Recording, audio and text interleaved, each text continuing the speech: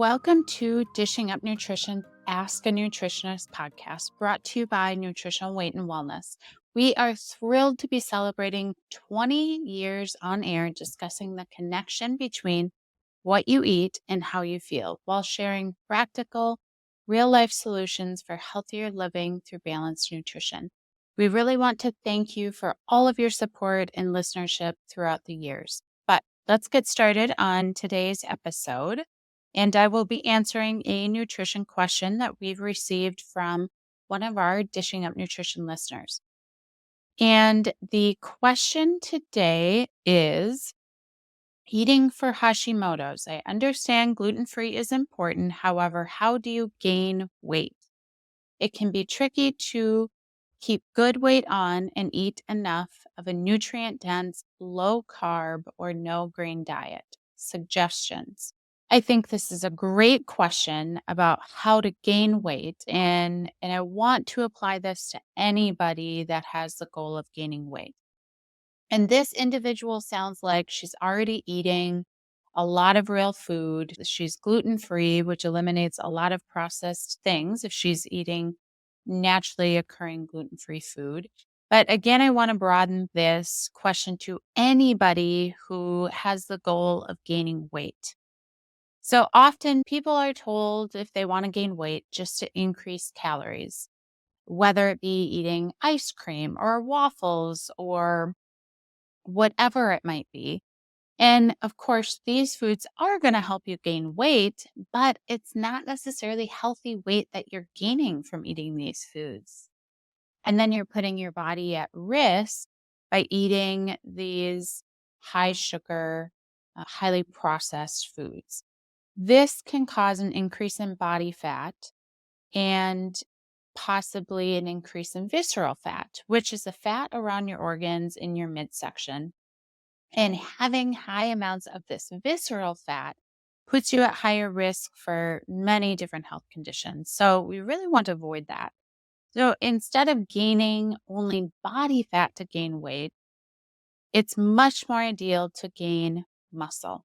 And yes, this is definitely harder to do, but it's possible. I have had clients successfully gain weight and do it in a healthy way and actually increase muscle in the process. And sometimes weight gain is a slow process. So just please be patient. Give yourself some time to do this. And the reality is, you're probably going to need to eat more in quantity than you are right now. The key macronutrient to increase muscle is going to be protein. So for gaining muscle, I would probably aim for 5 ounces, which is about 35 grams of protein per meal for women, and 6 to 7 ounces, which is 42 to 49 grams per meal for men. This is after it's cooked. Now, this is variable from person to person, but this might be a good place to start. Or if you are getting nowhere near this amount of protein, maybe you're getting 2 ounces of protein a meal. We'll start with 3 or 4 ounces of protein a meal, and that might make a big difference for you. So I know this can sound overwhelming, especially for breakfast, but it really, really does help. Getting at least 30 grams of protein at breakfast is going to ensure that your muscle synthesis is starting for the day right away after breakfast. And if you're struggling to get your protein in at breakfast, maybe you eat your breakfast, which could include some sort of eggs. Adding additional egg whites can be a good way to increase the protein without having it feel as filling, or adding some high quality turkey or chicken breakfast sausage, or maybe think outside of the box and do just leftovers for breakfast. And that sometimes can be an easier way to increase your protein intake at that time of day. Brandy has some other great ideas on how to get your protein on another Ask a Nutritionist. How to Get More Protein is what that one is entitled. And then I also did another Ask a Nutritionist, and the topic was all about breakfast ideas. So that one would also give you some other ideas. Along with the protein, you want to make sure you're getting that healthy fat every single time you eat. This would be like a tablespoon of coconut oil, olive oil, avocado oil, butter, and that would be per meal or snack. Or half an avocado, quarter cup of nuts, 14 green olives. Those would all be great, healthy fats. And this listener particularly mentioned eating low carb. And since I don't know what this listener is eating specifically, it's hard to know how many carbohydrates that means. But it's possible that maybe you might need to increase your carbohydrates. And this can be a delicate balance. Of course, we don't want to get too many carbohydrates because that can increase inflammation and glucose. But for some individuals, getting too low of carbohydrates is not a good thing either. I would start with a half a cup of concentrated carbohydrate or starchy carbohydrate every time you eat. That would be like potato, winter squash, sweet potato, beans, lentils, if tolerated. And for those that tolerate some grains like quinoa or wild rice, those would all be options. And I mentioned this earlier, but chances are to gain weight, you're probably going to need to eat more than you are currently. And I think a really easy way to do that is to add a smoothie in your day. And maybe that could be a great afternoon snack. It's easy to pack a ton of nutrients into a smoothie. And if you're not super hungry, it's much easier to drink something than it is to sit down and have food and have to chew all of that. So there's tons of smoothie recipes on our website, weightandwellness.com.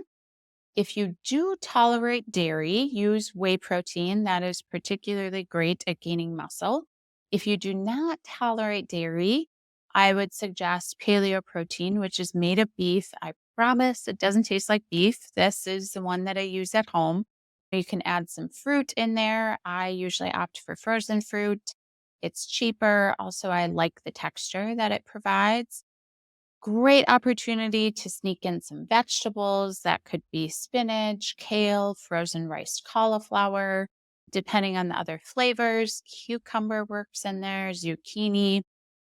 And, if you didn't know what was in there, then you'd be none the wiser.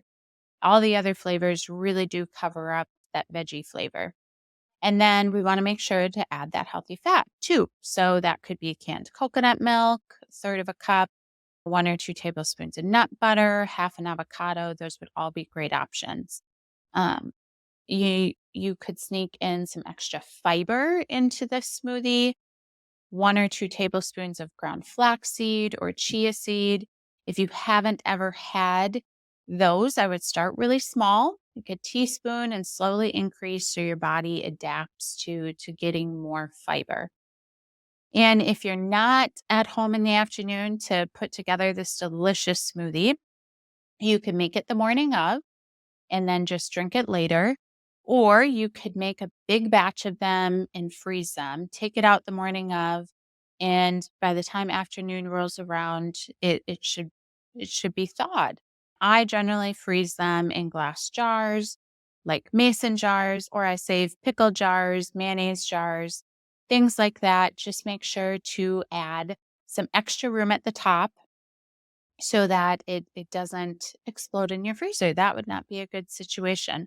So it is time to take a very short break. And when we come back, I'm going to talk about why you might not be absorbing your food, which could make it much more difficult to gain weight. Welcome back from break. I have been talking about ways to gain weight in a healthy way by increasing muscle. And another piece to this puzzle to consider is maybe part of the reason it's difficult for you to gain weight is you're not actually absorbing the nutrients that you're consuming. This listener specifically said that they have Hashimoto's, which is an autoimmune condition. If you're finding it difficult to gain weight and you have an autoimmune condition or digestive symptoms, I would also focus on gut healing if you haven't already, just to ensure that you are actually absorbing all the food that you're consuming. So let's dive a little bit into the specifics of this. Big picture, gut health and nutrient absorption are linked in a number of different ways. The health of your gut plays a really critical role in how the nutrients are broken down, absorbed, and metabolized. And when the gut is healthy, it's able to break down the food particles, absorb the nutrients much more efficiently. When you have an unhealthy gut, there is a decrease in the efficacy of nutrient absorption. And for some people, this can make it much more difficult to gain weight and actually cause people to lose weight. I've had many clients over the years come in with digestive symptoms and they've lost a lot of weight as a result of it. And it really just, again, goes back to the fact that they're not absorbing all the nutrients that they're consuming. There's also going back to this autoimmune condition. The listener mentioned Hashimoto's. There is a strong connection between autoimmune diseases and leaky gut. And also, if you have a lot of digestive symptoms, bloating, constipation, gas, diarrhea, reflux, chances are you also have leaky gut. Leaky gut is not the topic today, so I'm not going to spend a ton of time on it, but I know it's a word thrown around a lot and many people just don't know what it means. So, I'm going to give a quick explanation of what is leaky gut. Well, the cells in the lining of the intestinal tract really should form a very tight barrier that manages what stays in the gut and what gets absorbed into the bloodstream. But when your gut is unhealthy, little holes in the lining of the intestinal tract can actually form, and you can think of it like holes in a garden hose. So, food, bacteria, toxins can leak out into your bloodstream from your gut where they're not supposed to be, which causes inflammation. It causes an immune response. If you have an autoimmune condition, it worsens your autoimmune condition. And chances are, if you have leaky gut, you are probably not absorbing your nutrients efficiently. Again, since this is not the main topic of our show, here are just some high level key points to consider to heal your gut. Making sure that you're eating probiotic rich foods like fermented foods, sauerkraut, kimchi, yogurt, whether that's dairy free with no sugar or dairy if tolerated, kefir, lots of options there. Or take a probiotic or both. There was a previous Ask a Nutritionist that Leah did called How to Take Probiotics. She did a great job at taking a deep dive into this topic here. I mentioned fiber earlier in regards to the smoothie. And in general, I would encourage you to eat a fiber rich diet because many fiber rich foods also are prebiotics. So, lots of vegetables, nuts, seeds, some fruits, berries are higher in fiber, beans and lentils, if tolerated. I mentioned the chia and the flaxseed earlier. Those are really easy ways to boost your fiber, and both of those are prebiotics. Again, if you're not eating a lot of fiber rich foods right now, start slow, work your way up, and make sure that you're drinking enough water when you're doing that. Otherwise, going from not a lot of fiber to eating a lot of fiber could actually cause some bloating and some constipation. So it really is best to slowly increase and make sure you're flushing it out with water intake. And if we think about your microbiome as a garden, the probiotic acts like the seed and the prebiotics acts as the fertilizer. So the prebiotics are going to feed all those good healthy bugs, making them flourish. The other key point to consider when healing your gut is to eliminate foods that you're sensitive to. Top culprits are going to be gluten and dairy. For some people, it's not just gluten, but it is all grains. This can be really difficult to figure out on your own. And so, working with a nutritionist can be really helpful to determine what foods you might be sensitive to, and then overall, how to heal your gut, how to gain weight, all of that. In summary, focus on increasing muscle to gain weight. This is going to be a much healthier approach for your longevity. And this means likely you're going to need to eat more protein. Chances are you're also just going to need to eat more volume of food than you currently are. I mentioned adding in a smoothie in the afternoon could be a really easy way to do that, to get a lot of nutrients packed into that smoothie. And then consider the fact that maybe your gut health is poor and you aren't absorbing all the nutrients, making it difficult to gain weight. I mentioned that I've had clients in the past that have lost weight due to poor gut health, and I've seen them heal their gut and gain weight in a healthy way.